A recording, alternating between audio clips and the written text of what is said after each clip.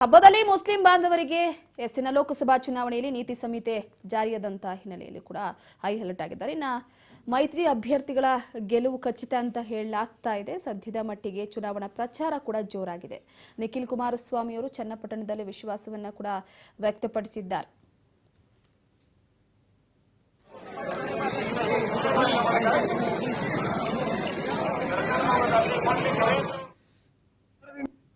ಯುಗಾದಿ ಹಬ್ಬ ಸಂಭ್ರಮಾಚರಣೆಯ ಹಿನ್ನೆಲೆಯಲ್ಲಿ ಕಳೆದ 2 ದಿನದಿಂದಲೂ ರಾಜ್ಯದಲ್ಲಿ ವಿಶೇಷವಾಗಿ ಎಲ್ಲ ಹಿಂದೂ ಸಮಾಜಕ್ಕೂ ಕೂಡ ಯುಗಾದಿ ಹಬ್ಬ ಹೊಸ ವರ್ಷದ ಒಂದು ಆಚರಣೆಯ ಒಂದು ದಿನ.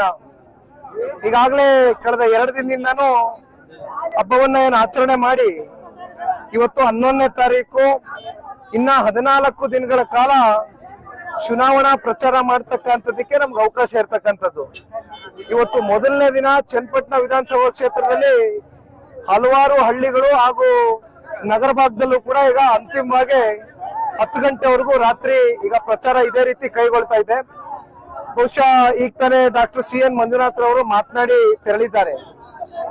ಎಲ್ಲೋದ್ರೂ ಕೂಡ ಇವತ್ತು ವಿಶೇಷವಾಗಿ ನಮ್ಮ ಚನ್ನಪಟ್ಟಣ ವಿಧಾನಸಭಾ ಕ್ಷೇತ್ರದಲ್ಲಿ 8 ವಿಧಾನಸಭಾ ಕ್ಷೇತ್ರದ ವ್ಯಾಪ್ತಿಗೆ ಒಳಪಟ್ಟಿರ್ತಕ್ಕಂಥ ಬೆಂಗಳೂರು ಗ್ರಾಮಾಂತರ ಲೋಕಸಭಾ ಕ್ಷೇತ್ರ ಏನಿದೆ, ಚನ್ನಪಟ್ಟಣದಲ್ಲಿ ಅತಿ ಹೆಚ್ಚು ಪ್ರಚಂಡ ಬಹುಮತವನ್ನ ನಿರೀಕ್ಷೆಯಲ್ಲಿ ಇವತ್ತು ನಾವೆಲ್ಲರೂ ಕಾತ್ಕೊಳ್ತಿದ್ದೇವೆ. ಜನ ಆಶೀರ್ವಾದ ಮಾಡ್ತಾರೆ ಅಂತಕ್ಕಂಥದ್ದು ನಾವೆಲ್ಲ ಬಯಸಿದ್ದೇವೆ. ನೋಡಿ, ಇವತ್ತು ಒಂದು ನಾವಿಲ್ಲಿ ಬಹಳ ಸ್ಪಷ್ಟವಾಗಿ ಇಡೀ ರಾಜ್ಯದ ಜನತೆಗೆ ಗೋಚರವಾಗ್ತಕ್ಕಂಥ ವಿಚಾರ ಏನಂದ್ರೆ, ಕಳೆದ 15 ದಿನದಿಂದ ಏನು ನಿರಂತರವಾಗಿ ಕಳೆದ 2 ತಿಂಗಳಿಂದ ಕುಕ್ಕರ್ಗಳು, ತವಾ ಜೊತೆಯಲ್ಲಿ ಸೀರೆಗಳು, ಹೆಣ್ಮಕ್ಳಿಗೆ ಯಾವ್ದಾವ್ದೋ ಅವ್ರವ್ರದೇ ಆದಂತ ರೀತಿಯಲ್ಲಿ ಆಕರ್ಷಣೆ ಮಾಡ್ತಕ್ಕಂಥದಕ್ಕೆ ಮತವನ್ನ ಅವ್ರ ಪರವಾಗಿ ಚಲಾವಣೆ ಮಾಡ್ತಕ್ಕಂಥ ನಿಟ್ಟಿನಲ್ಲಿ ಸಾಕಷ್ಟು ಇವತ್ತು ಕಾಂಗ್ರೆಸ್ನ ನಾಯಕರು ನಮ್ಮ ಜಿಲ್ಲೆಯಲ್ಲಿ ಪ್ರತಿನಿತ್ಯ ಏನು ಹಂಚ್ಕೊಂಡ್ ಕೂತಿದ್ದಾರೆ ಸಾಮಾನುಗಳನ್ನ.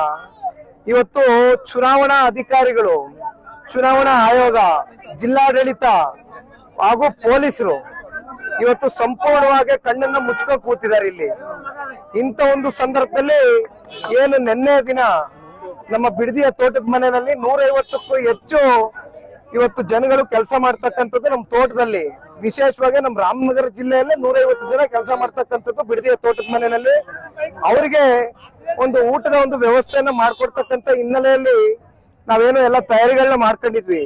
ನಾವೇನು ಸಾರ್ವಜನಿಕರಿಗೆ ಕರೆದು ಊಟ ಹಾಕ್ತಕ್ಕಂಥದ್ದೇನು ಪ್ರಶ್ನೆ ಇರಲಿಲ್ಲ ನಿನ್ನೆ. ಆದ್ರೆ ಈ ಕಾಂಗ್ರೆಸ್ನ ನಾಯಕರುಗಳೇನಿದ್ದಾರೆ ಅಧಿಕಾರದಲ್ಲಿ ಇರ್ತಕ್ಕಂಥ ಹಿನ್ನೆಲೆಯಲ್ಲಿ ಅಧಿಕಾರವನ್ನ ದುರುಪಯೋಗ ಪಡಿಸ್ಕೊಳ್ತಕ್ಕಂಥದ್ರಲ್ಲಿ ಅತ್ಯಂತ ನಿಸೀಮರು ಅಂತಕ್ಕಂಥದ್ದು ನಿನ್ನೆ ಘಟನೆ ನಮ್ಗೆ ಸಾಕ್ಷಿ. ಕೊನೆಯದಾಗಿ ಶ್ರೀಗಳನ್ನ ನಿನ್ನೆ ಎಲ್ಲರೂ ಕೂಡ ಒಪ್ಪಿದ್ರು, ನಾಯಕರು ಭೇಟಿ ಮಾಡಿ ಆಶೀರ್ವಾದ ಪಡೆದ್ರು ಅನ್ನೋ ಒಂದು ವಿಚಾರಕ್ಕೆ DK ಶಿವಕುಮಾರ್ ಅವರು ಸ್ಟೇಟ್ಮೆಂಟ್ ಕೊಟ್ಟಿದ್ರು. ಸರ್ಕಾರವನ್ನು ಯಾರು ಗೆಲ್ಲಿಸಿದ್ರು ಅವರೆಲ್ಲ ಒಪ್ಪಿಟ್ಟಿದ್ದಾರೆ, ಶ್ರೀಗಳಿಗೆಲ್ಲ ಹೇಳೋಕ್ ಆಗೋದಿಲ್ಲ ಅಂತ ಕೂಡ ಹೇಳಿರುವಂತದ್ದು. ಪರಮ ಪೂಜ್ಯ ನಿರ್ಮಲಾನಂದ ಶ್ರೀಗಳು ಯಾವುದೋ ಒಂದು ಸಮುದಾಯಕ್ಕೆ, ಒಂದು ಜಾತಿಗೆ ಸೀಮಿತವಾಗಿರ್ತಕ್ಕಂಥ ಪೂಜ್ಯರಲ್ಲ ಅವರು, ಗುರುಗಳಲ್ಲ ಅವರು. ಜೊತೆಯಲ್ಲಿ